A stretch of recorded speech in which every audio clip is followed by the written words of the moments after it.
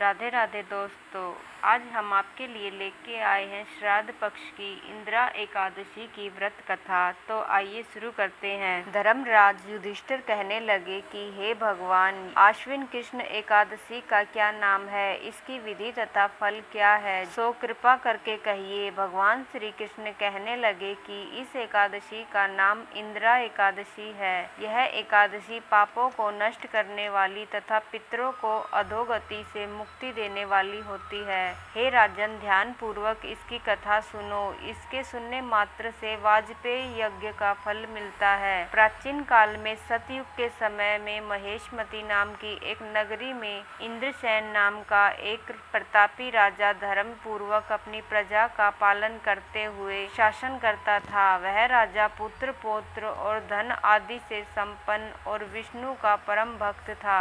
एक दिन जब राजा सुख पूर्वक अपनी सभा में बैठा था तो आकाश मार्ग से महर्षि नारद उतरकर उसकी सभा में आए। राजा उन्हें देखते ही हाथ जोड़कर खड़ा हो गया और विधि पूर्वक आसन व अर्घ दिया। सुख में बैठकर मुनि ने राजा से पूछा कि हे राजन, आपके सातों अंग कुशल पूर्वक तो हैं, तुम्हारी बुद्धि धर्म में और तुम्हारा मन विष्णु भक्ति में तो रहता है। देव ऋषि नारद की ऐसी बातें सुनकर राजा ने कहा, हे महर्षि, आपकी कृपा से मेरे राज्य में सब कुशल हैं तथा मेरे यहाँ यज्ञ कर्मादि सुकृत हो रहे हैं। आप कृपा करके अपने आगमन का कारण कहिए। तब ऋषि कहने लगे कि हे राजन, आप आश्चर्य देने वाले मेरे वचनों को सुनो। मैं एक समय ब्रह्मलोक से यमलोक को गया। वहाँ श्रद्धा पूर्वक यमराज से पूजित होकर मैंने धर्मशील और सत्यवान धर्मराज की प्रशंसा की।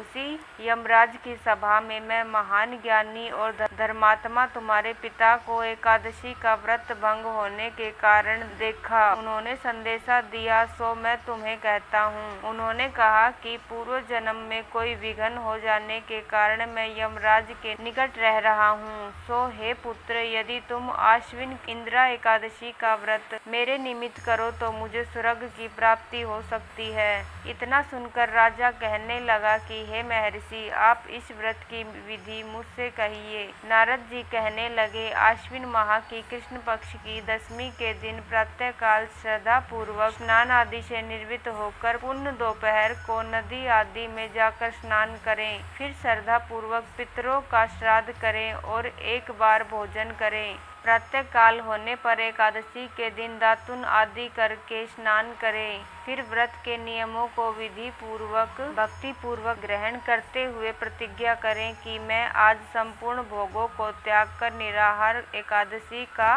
व्रत करूंगा। हे अच्युत, हे पुंडरीकाक्ष, मैं आपकी शरण में हूँ, आप मेरी रक्षा कीजिए। इस प्रकार नियम पूर्वक शालिग्राम की मूर्ति के आगे विधि पूर्वक श्राद्ध करके योग्य ब्राह्मणों को फलाहार का भोजन कराएं और दक्षिणा दें। पितरों के श्राद्ध से जो बच जाए उसको सूंघ कर गौ को दे दे तथा धूप दीप गंध पुष्प नैवेद्य आदि सब सामग्री से ऋषिकेश भगवान का पूजन करे। रात में भगवान के निकट जागरण करे। इसके पश्चात द्वादशी के दिन प्रातः काल होने पर भगवान का पूजन करके ब्राह्मणों को भोजन कराएं। भाई बंधुओं सहित और पुत्र सहित आप भी मौन होकर भोजन करें। नारद जी कहने लगे कि हे राजन, इस विधि से यदि तुम आलस्य रहित होकर इस एकादशी का व्रत करोगे तो तुम्हारे पिता अवश्य ही स्वर्गलोक को चले जाएंगे। इतना कहकर नारद जी अंतर्ध्यान हो गए। नारद जी के कथा अनुसार राजा द्वारा अपने बांधवों तथा दासों सहित व्रत करने से आकाश से पुष्प वर्षा हुई और उस राजा का पिता गरुड़ पर चढ़कर विष्णु लोक को गया।